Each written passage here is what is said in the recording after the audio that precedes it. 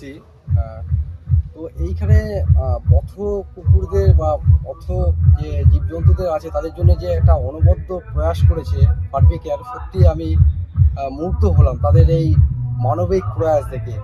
এইভাবে এগিয়ে চলুক পারভি কেয়ার, আরও বড় হোক এই কামনা করি। খুব সুন্দর লাগলো এসে, সত্যি এখানকার এসে আমি এদের যে অবলা, যে এদের প্রতি এতটা যে মানবিকতার পরিচয় দিয়েছেন আপনার, সত্যি আমি মুগ্ধ হয়েছি। খুব ভালো লাগলো এসে। এসএন সময়ের সুদীপ্ত দা, যাকে আমাদের টিম মেম্বার পল্লবী পুষ্পস্তবক দিয়ে বরণ করে নেবে। আমাদের সঙ্গে রয়েছে দেব চক্রবর্তী, দেবদা আমাদের, তাকে পুষ্পস্তবক দিয়ে আমাদের টিম মেম্বার পল্লবী বরণ করে নেবে।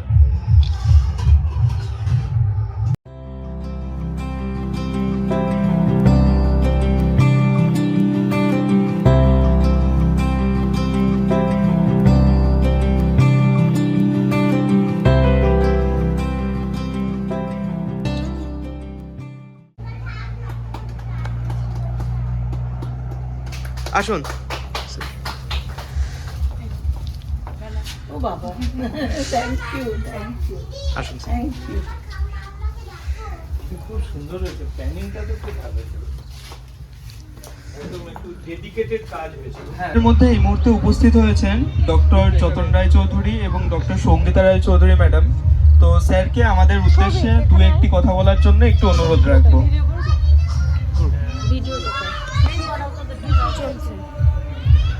আমরা ডাক্তারি করেছি, ডাক্তারির পাশাপাশি পরিবেশের কাজ করেছি, পরিবেশের পাশাপাশি সামাজিক কাজ করেছি, কিন্তু এরকম আমাদের পোষ্য বা পশু বা কুকুর বিড়াল নিয়ে এই রকম কাজ করতে দেখার এক্সপিরিয়েন্স আমার খুব কম। আমাদের হয়তো কিছু বন্ধু বান্ধবরা আমাদের অনেক সময়তে এই করোনা পিরিয়ডে বলেছিল বটে যে আমাদের কিন্তু এখানে কৃষ্ণনগরে কুকুরের খুব একটা ভালো সুচিকিৎসা হয় না, নবদ্বীপ যেতে হয়। কিছু একটা ব্যবস্থা থাকলে, একটা প্রাইমারি হেলথ সেন্টারের মতো একটা প্রাইমারি কেয়ার থাকলে বোধহয় ভালো হতো। এবং সেই ভেবে কিন্তু বিভিন্ন দিকে বিভিন্ন মানুষ যে কুকুরকে বা পোষ্য বা এই জাতীয় পশু পাখিদের ভালোবেসে যে দিনের পর দিন কাজ করে চলেছে, সেইটা তোমাদের মতো একটা জায়গায় না এলে আমরা জানতেই পারতাম না। তো আমি কিছু কিছু মানুষের সাথে পরিচয় হয়েছে অলরেডি। একটা সেন্টার খুব সম্প্রতি, আমি যেদিন সেন্টারটা আমাদের ওখানে চালু হলো তার পরের দিনই আমরা এটার খবর পেলাম। তোমরা যে মানে বিগত অনেক দিন ধরে করছো এবং প্রায় 3 বছর ধরে শেল্টার রেখে এরকম রাস্তার ধারে অ্যাক্সিডেন্টে একটা অসুস্থ বাচ্চাগুলোকে চিকিৎসা করছো, নবদ্বীপ থেকে সার্জেন ডেকে নিয়ে এসে তাদের চোয়ালের অপারেশন, পায়ের অপারেশন করছো, তাদের স্টেরিলাইজেশন করছো, এটা তো দেখে খুব ভালো লাগলো। তোমাদের পরিবেশটা তো অসম্ভব ভালো। এখানে কুকুর কেন, মানুষকে রাখলেও মানুষ ভালো হয়ে যাবে, এত সুন্দর চারপাশে গাছগাছালি আছে, যে কেউ এখানে থাকতে ভালোবাসবে। ও বিভিন্ন জায়গায় যেখানে আমরা দেখেছি চিকিৎসা হচ্ছে, সেখানে চিকিৎসার হয়তো শহরের সুবিধে পাওয়া যাচ্ছে, কিন্তু এত ভালো পরিবেশ। পরিবেশ তো শুধু আমরা ভাবি যে মানুষ, মানুষ তো নয়, পশুদেরও তো পরিবেশ, তারাও বোঝে, তারাও কোনটা ভালো কোনটা খারাপ, কোথায় দূষিত হাওয়া কোথায় মনোরম হাওয়া তারাও বোঝে। তারা এরকম জায়গায় এলে, আর তোমাদের যে পরিমাণ আন্তরিকতা দেখতে পাচ্ছি তার স্পর্শ যদি এরাও পায়, তো 100 ভাগ তোমাদের উদ্দেশ্য সফল। সত্যি সত্যি তো আমরা যদি মানুষের চিকিৎসার জন্য, আমরা যখন এসেছিলাম তখন আমাদের এখানে মাতৃসদন, সদর আর শক্তিনগর 3টে হাসপাতাল ছিল, আর গোটা 5 নার্সিংহোম ছিল। তো এখন তো এই একটা হাসপাতাল কলে বড়ে প্রায় 4 গুণ করে বড় হয়ে গেছে। সদর তো একটা বিশাল বড় একটা হাব হয়ে গেছে, মাদার অ্যান্ড বেবি হাব হয়ে গেছে, এবং বোধহয় 20-25টা নার্সিংহোম বা তার বেশি নার্সিংহোম এখন চলছে। তো এত যদি মানুষের চিকিৎসা লাগে, তাহলে তো সত্যি সত্যি পশুরও ঠিক এতটা পরিমাণ চিকিৎসাই দরকার। কিন্তু আমরা তো সেইভাবে করিনি, অথচ ইদানিং এমন এমন কিছু কোর্টের মাধ্যমে, দিল্লি পুলিশের মাধ্যমে, প্রশাসনের মাধ্যমে এমন এমন কিছু সিদ্ধান্ত মাঝে মাঝে আসছে, যেটা একদমই মানুষ পশু এটা তো পাশাপাশি সহাবস্থানের একটা জায়গা। সব কিছুই আমরা যদি ভালো করে বায়োডাইভার্সিটি বোঝার চেষ্টা করি, আমরা যদি খাদ্য শৃঙ্খল বোঝার চেষ্টা করি, তাহলে দেখা যাবে সবাই সবার সাথে জড়িয়ে রয়েছে। দুটো শকুন কমে গেলেও আমাদের ক্ষতি, দুটো মাটির কেঁচো কমে গেলেও দুটো আমাদের ক্ষতি, দুটো মৌমাছি কমলেও আমাদের ক্ষতি।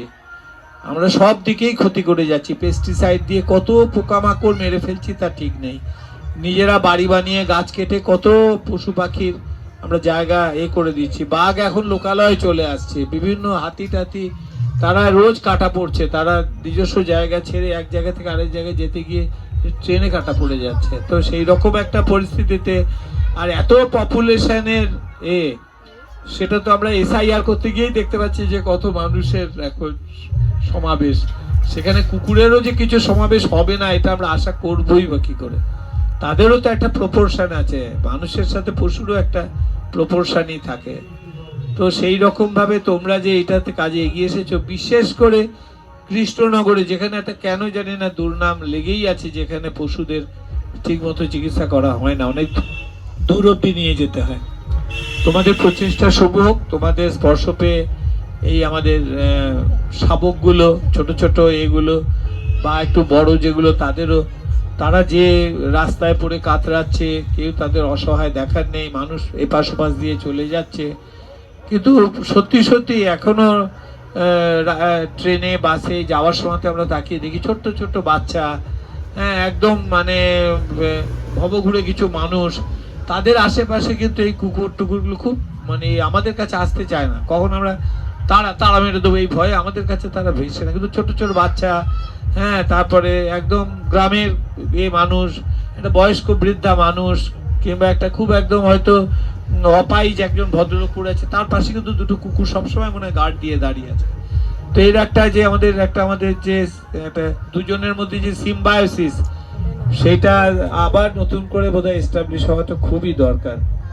নাহলে এই রাস্তার কুকুরগুলোও যে আমাদের মানুষের উপরে অ্যাটাক করছে, সেটা শুধু কুকুরের দোষ দিয়ে তো লাভ নেই, মানুষেরও দোষ আছে। তো তোমাদের এটা ভালো হোক, আমার খুব মন থেকে ভালো লেগেছে। আমি যখন সুযোগ পাবো আসবো। হ্যাঁ, তোমাদের যদি কোনো রকম কোনো হেল্পের দরকার হয় বলো, আমি আমার সামর্থ্য মতো অবশ্যই তোমাদের পাশে থাকবো, সবসময় থাকবো।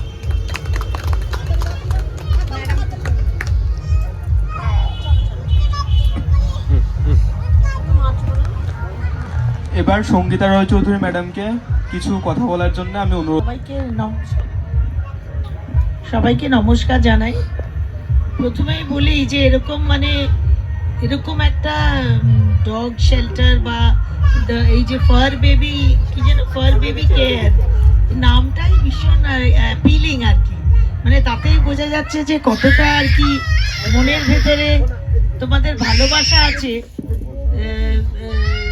অ্যানিমাল লাভিং তোমরা, যেই জন্য এই কাজটা করছো। প্রথমে এই রাস্তার কুকুর, তারপরে এই গরু, এগুলোতে তো করার জন্য যে আর কি অ্যাওয়ারনেসটা, সচেতনতা শুরু হয়েছিল কিন্তু করোনার পরে। হ্যাঁ, কিন্তু আমার তো এসে খুব ভালো লাগছে, তোমরা নাকি অনেক দিন ধরে করছো এটা। অ্যানিমাল লাভার না হলে এই কাজ করা যায় না। It's really something. আমরা চিকিৎসক, আমরা করি কিছুটা, আমরা প্রফেশনে করি, we are also earning money. ভালোবাসছি কিন্তু পয়সা ইনকাম করছি। তোমাদেরটা আরো অনেক উঁচু কাজ, অনেক অনেক উঁচু। Hats off. এত ভালো কাজ করছো, খুব ভালো লাগছে। আর নিশ্চয়ই হেল্প তো লাগবে, তোমাদের হেল্প তো আমরা করবোই, সব সময় করব, অবশ্যই করব। আর 2 নম্বর কথা হচ্ছে, ওর কাছে জানছিলাম, কি যেন নাম তোমার? প্রিয়াঙ্কা দেখছি আগে থেকেই এক্সপিরিয়েন্সড। প্রিয়াঙ্কার হেল্প না হলে কিন্তু হতো না তোমার, যাই বলো। হ্যাঁ, শি ইজ মানে নোডাল পার্সন আমার মনে হয় এখানকার। অনেক ভালো হোক, অনেক বড় হোক, অনেক সাকসেসফুল হও তোমরা, এটাই আশা রাখছি। অনেক অনেক খুব আনন্দ পেলাম আজকে, খুব আনন্দ পেলাম। Thank you so much. আমাদের মাঝে উপস্থিত ছিলেন আমাদের সুদীপ দাও। এরপরে সন্ধ্যাবেলা চলতে থাকে প্রসাদ বিতরণী। আমাদের শেল্টার আশেপাশে যারা বাড়ি তাদের সবাইকে আমরা প্রসাদ দিই।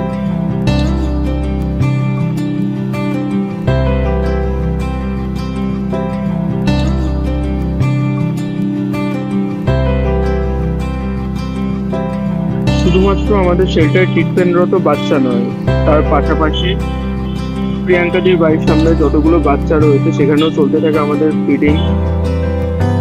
শেল্টারের সম্পূর্ণ কাজ করে আসার পর প্রিয়াঙ্কাদি প্রতিদিন প্রায় তার বাড়ির সামনে থাকা 8 থেকে 10টা কুকুরকে খেতে দেয়। তারপর দিয়ে আমাদের সমস্ত কাজ শেষ হয়। সাবস্ক্রাইব বাটনটিতে ক্লিক করে কৃষ্ণনগর ফার বেবি কেয়ারের সঙ্গে থাকুন।